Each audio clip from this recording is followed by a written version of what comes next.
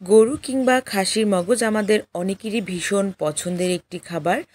আর তেমনি একটি খাসির মগজের রেসিপি নিয়ে সকলকে স্বাগত জানাচ্ছি আমার চ্যানেলে। প্রিয় দর্শক, আসসালামু আলাইকুম। আশা করছি সবাই ভালো আছেন। আজ আপনাদের জন্য উপস্থাপন করতে যাচ্ছি খাসির মগজ ভুনার একটি রেসিপি, যেখানে কিনা কোনো রকম খাসির আলাদা ফ্লেভার থাকবে না। আপনারা খেলে বুঝতেই পারবেন না এটি খাসির মগজ কিংবা গরুর মগজ। আর অনেককেই আমি দেখেছি খাসির মগজ আলাদা রান্না করে খায় না, একদম মাংসের সাথে মিলিয়ে রান্না করে। এতে করে কি মাংস খেতে ভালো লাগে না, আর মগজের স্বাদটাও কিন্তু আমরা পাই না। তো চলুন এখন আমরা দেখে আসি খাসির মগজ ভুনার এই সুন্দর রেসিপিটি। আমাদের প্রথমেই লাগছে খাসির মগজ, আর এখানে আমি খাসির মাথা কিনেছিলাম, আর সেই খাসির মাথা থেকেই খাসির মগজটা আলাদা করে দিয়েছে দোকানদার নিজেই। তো খাসির মগজটা আমি আলাদা রান্না করব এবং মাথাটা আমি আলাদা রান্না করব। প্রথমেই আমাদের খাসির মগজটা কিন্তু পরিষ্কার করে নিতে হবে। আর খাসির মগজটা দেখুন, দেখতে মনে হচ্ছে ফ্রেশ, কিন্তু এর মাঝে খাসির মগজ পরিষ্কার করা বা বেছে নেওয়ার একটা ব্যাপার আছে। খুবই ছোট্ট এই মগজটা, কিন্তু বেশ খানিকটা মগজ রান্না করার পর হবে। তো প্রথমেই আমরা মগজটা পরিষ্কার করে নিয়েছি, আর খাসির মগজ পরিষ্কার করার পুরো ভিডিওটি আমার চ্যানেলে দেওয়া আছে, সেখান থেকে দেখে নেবেন। ডেসক্রিপশন বক্সে খাসির মগজ পরিষ্কার করার এই ভিডিওটি আমি আপনাদের দিয়ে দেব। তো তবু আমি ঝটপট একটু দেখিয়ে দিচ্ছি কিভাবে এই চারপাশ থেকে আঁশগুলো টেনে টেনে বের করে ফেলতে হবে। যে শিরা উপশিরাগুলো আছে সেগুলো বের করলে আমরা ফ্রেশ মগজ পাবো।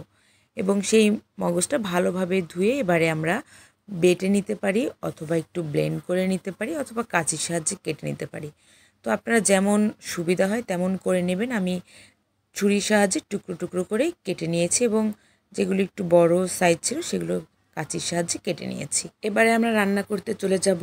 চুলায় বসিয়ে দিলাম ফ্রাই প্যান, এবং তাতে তেল দিয়ে মেথি ফোড়ন দিচ্ছি, কাঁচামরিচ ফোড়ন, এবং দিয়ে দিচ্ছি রসুন কুচি, দিয়ে দিলাম এবার পেঁয়াজ কুচি, দিয়ে দেবে এবারে দুটো তেজপাতা। সমস্ত উপকরণ ভালোভাবে নেড়ে চেড়ে মেখে নিচ্ছি। খুব অল্প পরিমাণ তেল দিয়ে আমি রান্না করব। দিয়েছি এবারে স্বাদ মতো লবণ। যখন পেঁয়াজগুলি একটু নরম হয়ে আসবে তখন এতে দিয়ে দিচ্ছি টমেটো কুচি। ভালোভাবে নেড়ে চেড়ে মিক্স করে এবারে দিয়ে দেব জিরা বাটা, দিয়ে দেব গরম মশলা বাটা। একটু গরম মশলা গুঁড়ো দিয়েছি, ভালো করে ভাজা গরম মশলা টেনে দিয়েছি। দিয়ে দিচ্ছি অল্প সামান্য পরিমাণ হলুদ, দিয়ে দিচ্ছি অল্প সামান্য পরিমাণ মরিচের গুঁড়ো, দিয়ে দেবে এবারে ধনিয়ার গুঁড়ো এবং জিরার গুঁড়ো। এবারে অল্প সামান্য পানি দিয়ে মশলাটাকে আমরা কষতে দেব। ভালোভাবে নেড়ে চেড়ে মশলাটাকে অল্প সামান্য পানি দিয়ে ঢেকে দিলাম, যেন মশলাটা ভালোভাবে একটু কষে যায় এবং মশলার কাঁচা গন্ধটা চলে যায়। ঢাকা উঠিয়ে আমরা দেখলাম মশলার তেলটা উপরে উঠে এসেছে। এবারে আমরা আরেকটু নেড়ে চেড়ে মিক্স করে নিচ্ছি, এবং এখন আমরা এতে দিয়ে দেব সেই ম্যাশ করা খাসির মগজগুলো। আপনারা আরেকটু ভালোভাবে মিহি ম্যাশ করে নিতে পারেন। তো আমি টুকরো টুকরো মিহি কিমা করে নিয়েছি। তো এবারে আমি ভালোভাবে মিক্স করে রান্না করব। চুলোর আঁচ থাকবে মাঝারি। দেখুন মগজটা কীরকম হবে। কোনো রকম পানি এখানে অ্যাড করব না, খুব সামান্য পরিমাণ পানি দিয়ে মগজটা সেদ্ধ হওয়ার জন্য আমরা রাখবো। এবং পুরো মগজ ভুনাটা কিন্তু খুব বেশি ঝোল ঝোল হবে না, কিন্তু জুসি একটা ভাব থাকবে। আমাদের খাসির মগজ অলমোস্ট ডান, খুবই কম সময় লেগেছে। এবারে উপর থেকে ছড়িয়ে দিচ্ছি কাঁচামরিচ ফালি এবং ধনিয়া পাতা কুচি। খুব সুন্দর একটা ফ্লেভার আনবে এই মগজ ভুনার মাঝে।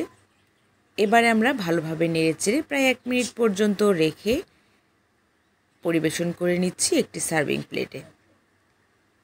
ব্যাস তৈরি হয়ে গেল আমার খাসির মগজ ভুনা। কতটা সুন্দর হয়েছে দেখতেই পাচ্ছেন। একটু রসুনের ব্যবহারটা বেশি করেছি, যাতে করে খাসির একটা গন্ধ না থাকে।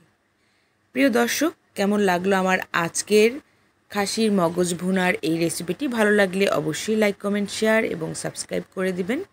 আজ এ পর্যন্তই। সবাই ভালো থাকুন, সুস্থ থাকুন। দেখা হবে নেক্সট এপিসোডে নতুন কোনো রেসিপি নিয়ে। সেই পর্যন্ত আল্লাহ হাফেজ।